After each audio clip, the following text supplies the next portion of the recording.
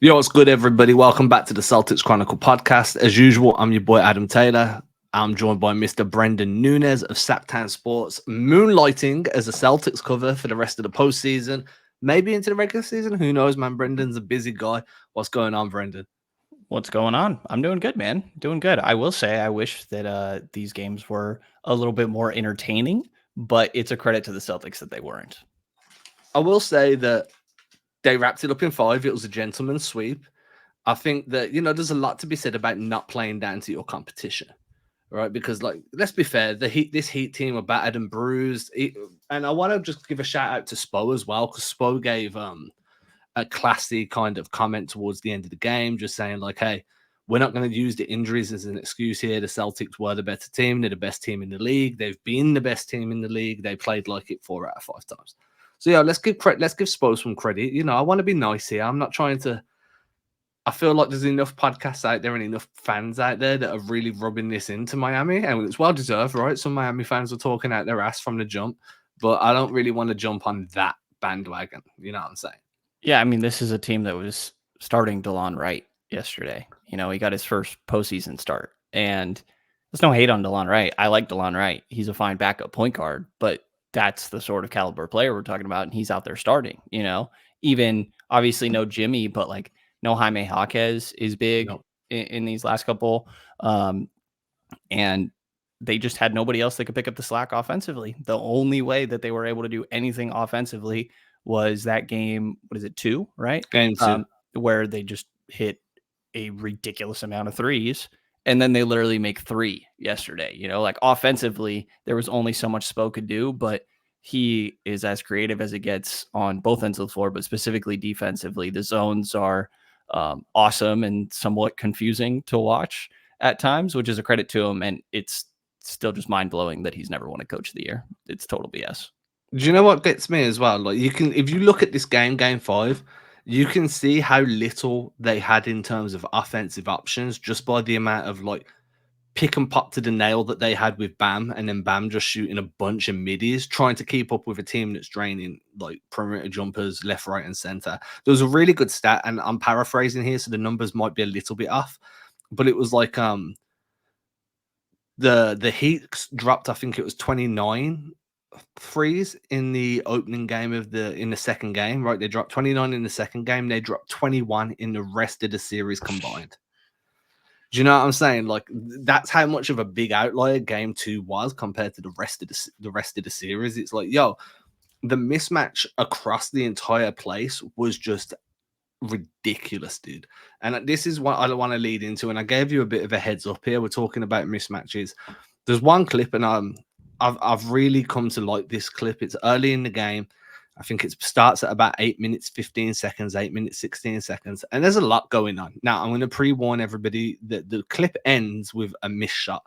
But if you're going make or miss equals good or bad offensive possession, then this show's might not be for you, because make or miss does not equal a good or bad offensive possession. The same as make or miss does not equal a good or bad defensive possession. You could play great defense, still get scored on, great offense, still miss, right? But I want to run this clip, and I'm really interested, for you to break it down. We can go back through it as many times as you want, but I definitely want to see where you're at. If anyone's listening on audio form, you can check this out on podcast form, or if you subscribe to the newsletter, I will transcribe what Brendan says with this video clip embedded tomorrow when I send out the podcast breakdown. So if we just go here, am I adding it to stages? Yeah. Okay, so here we are. So we're going to go back a little bit because we're a second in, and we're going to play. All right, we got Jaylen Brown coming down the right side. Drew Holiday sets a screen for him. Swings out to Tatum in the corner, and they kind of go around the horn. Ends up going through, I think it was White and then Horford. And then can you run it back one more time for me? Yeah, I can run it back. So I want you to watch it as many times as you want, and that's my fault for closing the window. You're good. Just also trying to walk through it a little bit to help the audio side. Definitely going at Hero.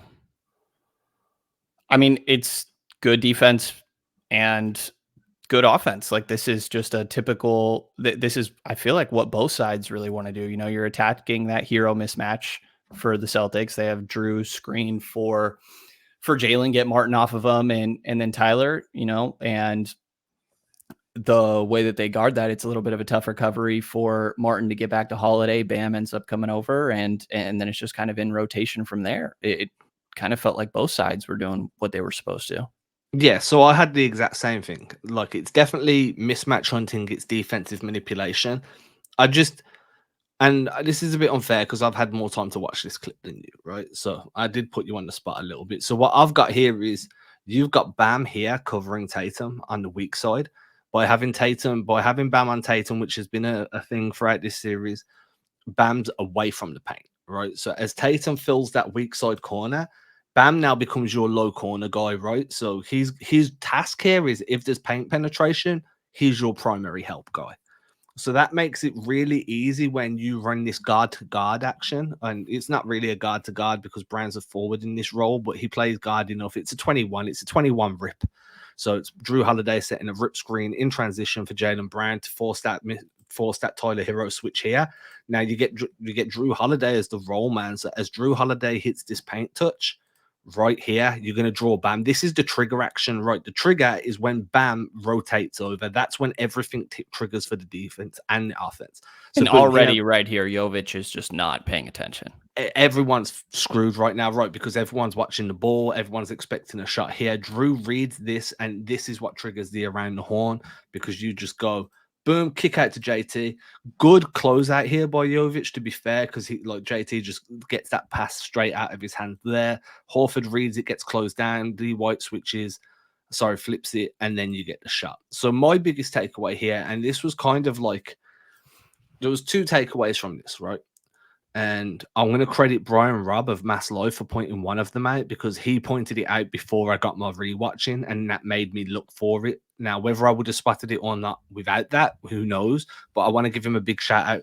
And that was how the Celtics had Tatum in more of an off-ball role to start the game so that Bam was forced to be a weak side help guy. It just made it way easier to manipulate. And then the other detail that I noticed in this series, in this game 5, was without Porzingis, they went away from the delay actions, which is where a big man would have the ball, kind of where my mouse is here, just at the top of the perimeter, right? And they went into more wing actions, more 21 series, more kind of just double drag, empty corner pick and rolls, anything to get the ball on the side, because you can manipulate that low guy more then, right? So it all feeds into let's get Bam away from the paint and then let's drag him in when we want him there. And then you kind of just do get to this 21 action, boom, kick out, and then we go around the horn. So when you ask me, when we're talking about mismatches and you're like, is there anything different I noticed in this game? Well, for me, the biggest question coming into the game was, how do you play without Kristaps Porzingis? Like, what tweaks are made to your offense without KP being there? And those were kind of the two biggest ones for me. A lot more wing play rather than playing out of delay. And then a lot more kind of manipulating where Bam's positioning is defensively to allow you to trigger those defensive rotations, right? And I don't know, do you watch the JJ Redick LeBron podcast? I do. So I'm a big fan, of course. Same. Gotta be. And they talk about trigger points, right? And for me, trigger points is once something happens, how long does it take until you hit that marker where the defense has to switch, or you hit that marker to where the offense has to kick the ball out?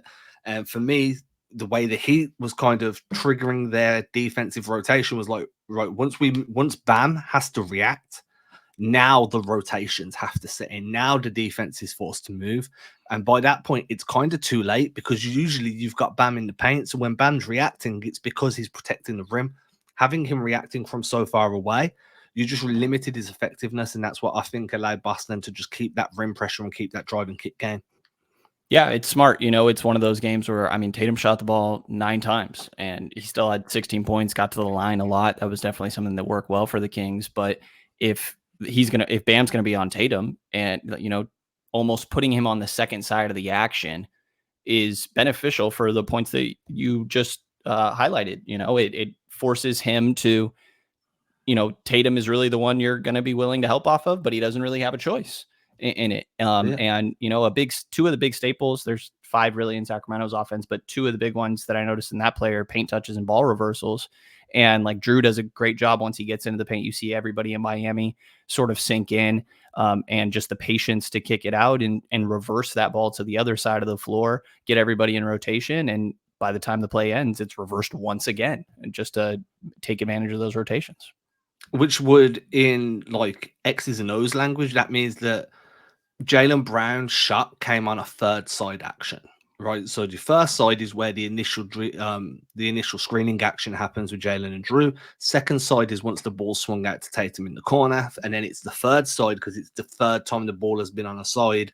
So that's a third time action shot, which is, it's weird, but it's just a really good way of tracking how much the ball is going side to side during a single possession, right? If you're getting third or fourth side actions on a single possession when you're attacking the D, the amount of rotation you've put them in, like, I don't care who you are, right? If you've got somebody as mobile as Bam as your 5-man, you want him like rotating as much as possible, because once you move him away, or you have him having to kind of shuttle back and you're testing the hip flexibility to keep changing directions, it puts your defense under too much pressure, man. You start to crumble over time, especially over a 5-game series.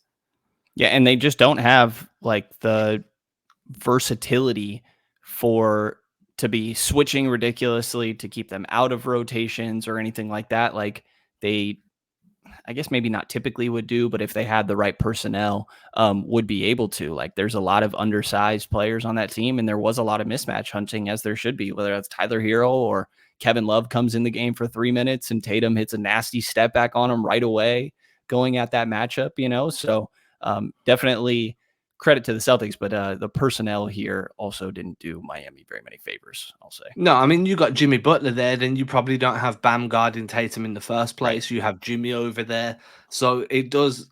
And this is the thing, when you see players are missing, and I understand it, especially like from just kind of a fun perspective, when you see players are missing, you're like, man, we don't get to see Jimmy on offense. Yeah, but dude, you also don't, like, once you take Jimmy out of that equation, you need to figure out who fills in for him on defense. And when you're coming up against a 6-headed monster in Boston, where everyone can pass, dribble, shoot, and they're all 3-level scorers, losing a guy like Jimmy is huge because of the defense more than the offense. Like, you can live if you can stop people scoring, you can still survive, because it's just going to become a grit and grind game, and that suits Miami. But the problem was they just couldn't stop Boston from getting into their offense frequently enough that it was an issue. I put a stat out earlier today. It was 78 points was the total margin of victory over the 5 games. So the Celtics won by 78 points over 5, which worked out roughly. I sent it out in today's newsletter, actually. I'm going to have to pull that up. But it was something like 15.8 points or something stupid per game if you divide that up, that the Celtics won by. And that speaks so much volumes to the personnel you were missing that could defend more than it, because Josh Richardson's a decent on-ball defender. He can operate as a helper. Terry Highsmith. Yeah. Highsmith's a good defender. Bam's a good defender. T-Row's not, but he's gonna fight. He's gonna hustle. You know what I mean? But you're losing so much on-ball defense and like help defense that to lose games by an average of about 15 points, that's an ass whooping. It is, and it's one of those weird situations where it was supposed to be an ass whooping, right? So, how does your opinion change of the Celtics, if at all? Or like, what can be notably taken from these sort of series? That's always tough to me, because I mean, obviously Porzingis going down, how they're going to alter what they do with that is obviously its own independent thing, but it just was domination. And while I think the Celtics will be heavily favored in the next round as well, I wouldn't expect it to be anything like this, obviously. It's hard to take things from this sort of series, but at the same time, it's a lot better than playing down to your competition, obviously. I guess if there is a takeaway, it's that they can continue to produce in the way that we thought they would, at least so far. So Tim Legler, is that how you pronounce his name from ESPN? Tim Legler had a point today, and he was like, the Celtics never got tested in this series. They're going to get tested in the East. No, but he doesn't expect them to go 7 games with anyone. He's like, and I like the point that he made, like, you can get tested and still win convincingly. Like, Denver got tested by the Lakers, but won convincingly. It happens all the time. But a point that he made was, But if you've got Derek White playing like the version of Derek White you saw for the last 2 games, no team in the East is like, it's going to be blowout after blowout after blowout, sweep after sweep, 5-1, 4-1 after 4-1, all the way through to the NBA Finals. Derek White here is that swing factor because with him scoring in the 20s and hitting the perimeter shot the way he is, the floor just opens up even more than what it already was, right? Would you agree with that? Or do you think that without KP, Derek White hitting kind of just gives you the scoring production you're losing from having KP, so then everything else just levels itself out? I mean, I question more so how it would affect their defense. Like, I think that Horford obviously is great. I thought Cornette did a really good job on Adebayo yesterday and can fill in some spots, but it just puts a little bit more pressure on some of the perimeter containment, right? I think there's less funneling guys. And more so, like, you need to make sure that they are changing directions and Horford has time to proper rotate and things like that. But offensively, like, does kind of look like you could just keep rolling with, if Derek White is going to give you this sort of production, a really good 3-point shooter. Obviously, I mean, he made 2 more threes in the entire Miami Heat, which, again, Miami only made 3 for what it's worth.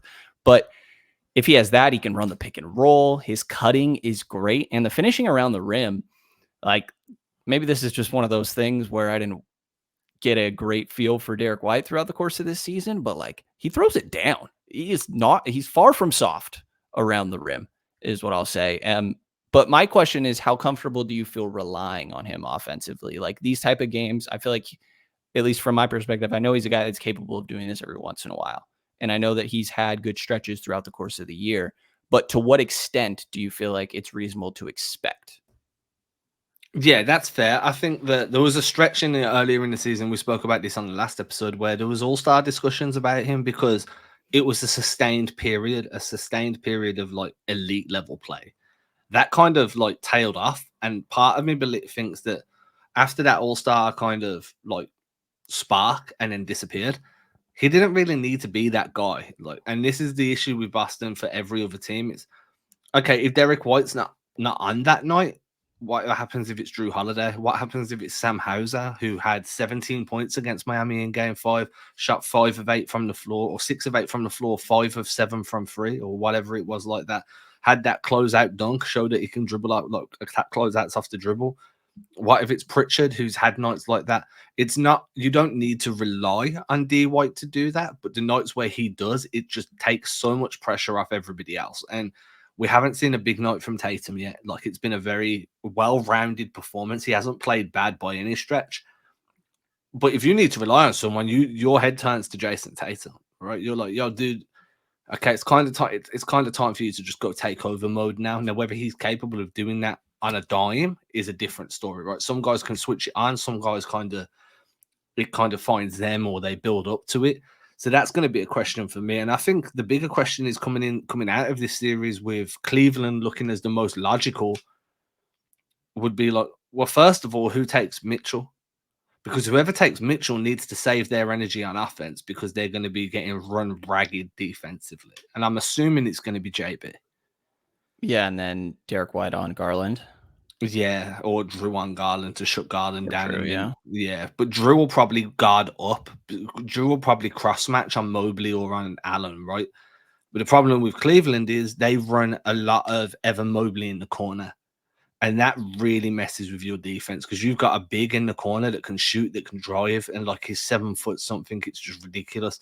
That starts to make defense difficult. It's hard to cross match a guy that's in the corner that's going to shoot over you, which then leads you to a question like, do you even think Boston start with a single big in that series? Or do they go double big? Do they go Luke and Al? And then Tillman gets pushed up. So then who drops out then? Does Pritchard drop out that rotation? Does Hauser drop out that rotation? Are we just extending the rotation? How do the combinations work? There's a lot to ask if you face Cleveland because of Porzingis being out, that now there's some questions of like, shit, how do we deal with that size, that front court size? Do you know what I mean? Yeah. Interestingly, I almost feel like the double big, I'd almost prefer it a little bit more if it were to be Orlando. Like, I know Cleveland has more traditional like size, length, but I think the physicality Orlando has is on a different level than Cleveland. Yeah. And like Mobley specifically, right? I'm a really big Mobley guy. That block was awesome, and I'm a big Franz Wagner guy, so I was a little torn on that one. Franz has got to go with his left, by the way. Like, come on, man. I saw you tweet about that, saying that was a learning moment. Dude, he'll never do that again in his life, right? Like, it's one of those things. That's fine. But I don't really care if Mobley's shooting threes. Like, I know he knocked down 37%. It's less than 2 a game. It's 1.2. Like, I'm not that worried about it. And I think that a guy like Tatum or Jalen can close out okay enough to bother him. I still don't think he's an elite 3-point He shooter. hasn't popped the way everybody thought he was going to pop. For sure. Right? Yeah, for sure. And so I think that a smaller guy can still get sort of up under him and bother him that way. And I don't worry about Mobley post-ups on a guy like Jason, for example. Maybe I'm wrong for that, but I don't think that Cleveland would go to that. So what would you say? You'd say stick with the Al Horford at the 5, and then you're running Jason, Jalen, Drew, Derek. Because for me, I've been a big proponent of single big lineups all through the season, just because I like the fluidity on offense that it gives you, the speed and decision making. If you're going to play that 0.5 kind of principle based offense where every decision's got to be snappy, you need everybody's talented enough to attack off the dribble, to crack you with a pass, to crack you on a catch and shoot, to run through elbow actions, 21, whatever it may be, right? And now if you inject out Luke Cornett into that, I'm a big Cornett guy. I think Cornett's been great. He's a prototype. I said this on the last episode, prototype for being able to live on the perimeter without being a perimeter threat. But it's a much more difficult to play a 0.5 base system when you have somebody there that doesn't have the processing speed to be able to play at that pace, that tempo. Do you know what I mean? So that's kind of my concern. I'd much rather stay single big and cross match with Drew. And that allows you to have JB on a Donovan Mitchell, and it allows you to have a Derek White on Darius Garland. And then now you're matching up a bit better. And then when you run that pick and roll, Jarrett Allen pick and roll, Drew's getting switched onto the ball handler, and you're switching out Horford onto Jarrett Allen and taking away that explosiveness because Horford will pick him up higher up the floor. Yeah, I think you could switch 1 to 4, really, Yeah. with those guys out there. And from Cleveland's standpoint, like, this is a team that really makes their money defensively. 7th in defensive rating in the regular season. Offensive rating was somewhere down towards the bottom here to 16th, right around sort of the middle. But there's not like, I don't think they have run the most complicated offense or anything like that. It's pretty straightforward. It's pretty straightforward. It's very reliant on Donovan Mitchell and Darius Garland. Yeah. And Garland, just Mitchell mainly. And awesome. Yeah, exactly. And so I think that, like, make sure you have a really good offensive lineup out there. And to me, that's easily 1 big. Yeah. And then these games, neither team is scoring in the Cleveland Orlando game. It's easy to watch some of these and be like, neither of these could keep up with the Celtics offense. They just get smoked. There are stretches where both are bad, right? And then I look at Orlando, and the same way I said about the Knicks on the last episode, right? And just needing that experience and being a year away. This is a great learning experience for the Orlando Magic. Like, they're developing so much more than what they would have if their season had ended, because they're experiencing this postseason battle. They're experiencing the uptick in physicality, the difference in game, because it is a different season. You're basically playing a different brand of basketball once the playoffs start. They're going to be a much better team next year and the year after that. I don't fear them right now. I think they could steal a game. There's a potential they could steal 2, but I don't feel like that's a 7. Like, Boston have no business letting that go beyond 5. I'd understand if it went to 6 just because of the physicality, but realistically, they should be overcoming either of these 2 teams. Yeah, the physicality. I kind of think Orlando is better right now. I mean, I don't really know. I've liked Cleveland for a while. It just does not seem like things have meshed. It almost seems like, I can't help but wonder, would Garland be able to expand his game a little bit more and grow into more of the player that he looked like he was if Mitchell never came in, which is all in hindsight, obviously. And the same thing with Mobley and Jared Allen. Like, it just seems like a weird, the way that it's all meshed has not been ideal. In Orlando, they make sense. Like, I feel like they have an identity. They play physical as heck. They have great size, and they're really going to try and get into the paint and kill you there. And I think that the Celtics do have the luxury of still, I think, even with like Paolo's strength and ability to get downhill, the threat that he has in that way, whether that's for himself or for his teammates, like, I still think you do have enough of a roster that you can still switch and be flexible a little bit in some of the ways that you go about defending some of those guys. But I think I would worry about Orlando a little bit more. I'm with you on like the inexperience. I still think the Celtics would be easily favored, but I'd be curious to see. I think there would be moments of where the physicality would bother them. And the physicality specifically would need to be on point at the beginning of games, because I think that's where specifically just trying to junk up the game by being overly physical, you can jump out to an early lead by catching teams off guard. And I'd be curious to see how the Celtics would react to that a little bit more. I almost feel like the identity that, at least from what I can see, that Orlando has worries me, I guess, a little bit more than Cleveland, even though I guess worry probably isn't the right word for either. Do you ever think to yourself, like, sometimes you can be that young and inexperienced that you're too dumb to know you should lose?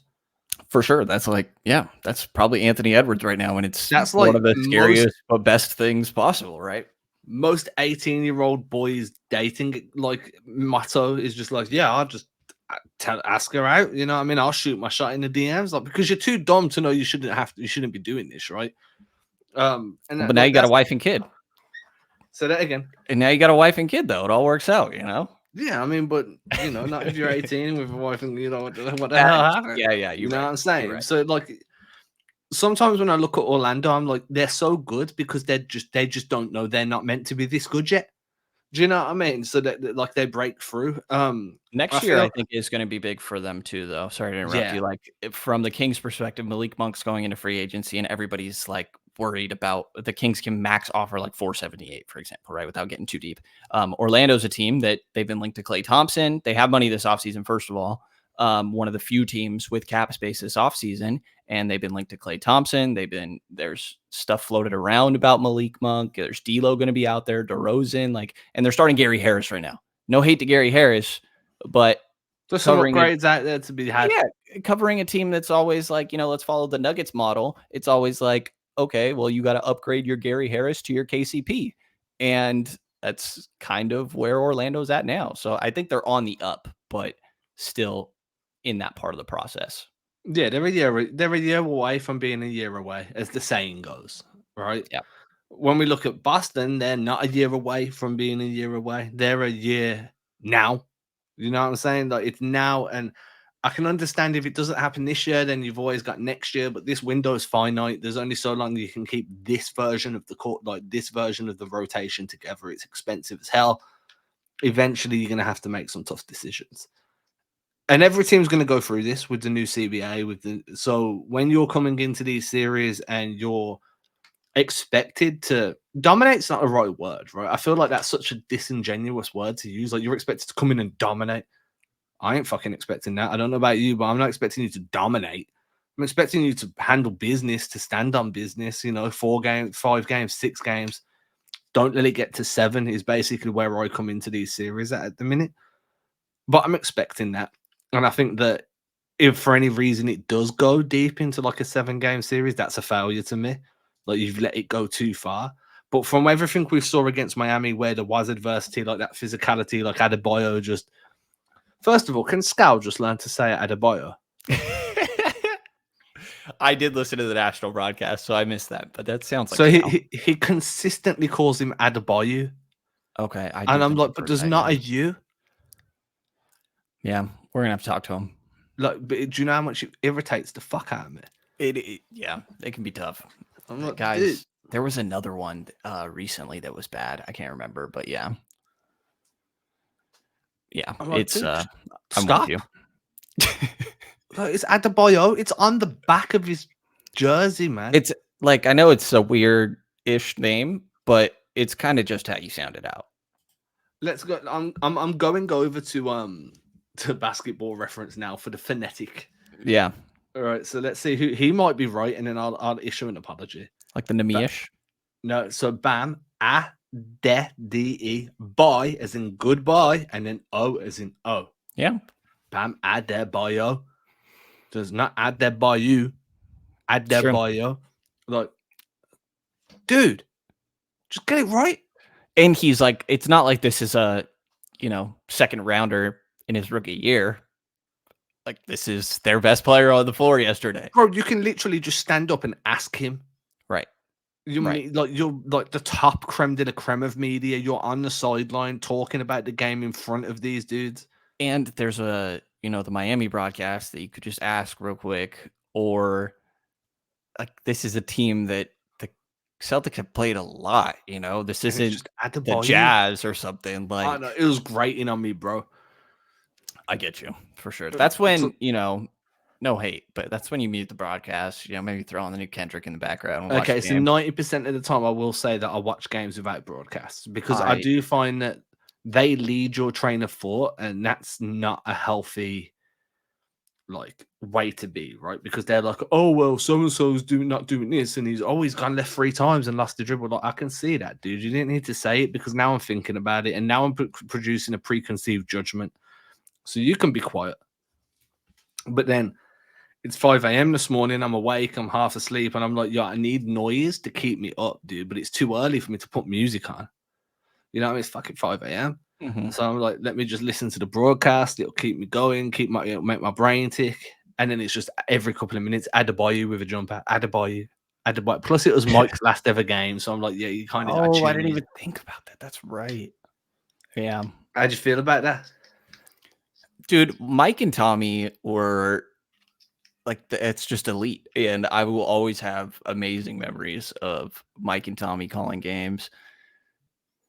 Both of them as a duo, it's almost very like, I guess inside the NBA can be somewhat polarizing, but I think they're a great dynamic. Yeah. And I felt like Mike and Tommy had the same thing. Tommy would just be complaining about calls all the time, and Mike would give him a hard time.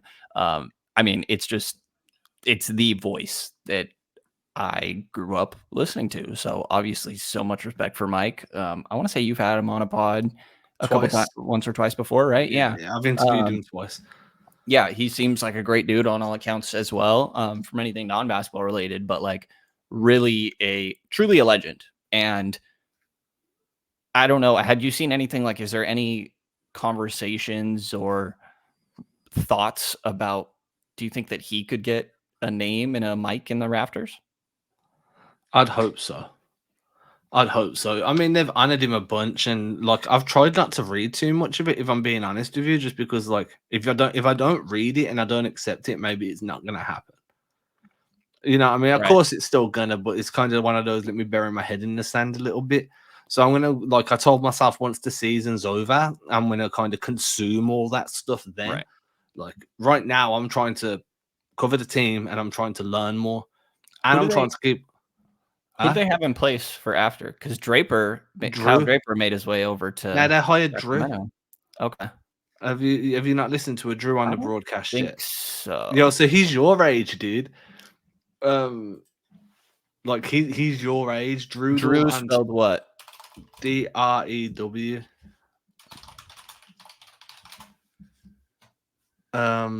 Drudel. If you type Drudel into Drew Carter, that's his name.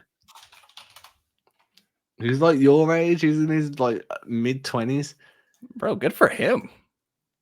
Okay. I know the face. Yeah. He's out of that. What's that school out there where everybody comes out of it for broadcasting? Is it Syracuse? ASU? Oh, shit. I know what you're talking about. I can't think of it right now. Yeah, but he's from there. Yeah. Well, big shoes to fill, but he's cool though. He's a nice guy, super available to the fans. The one thing he does that kind of irks me sometimes is just everything has to have a nickname. Mm-hmm. One of those. Everything, and I'm like, I get it. You're young. You're just trying, and some of them catch on, and some of them don't. Do you know what I mean? But again, I'm not very good with change.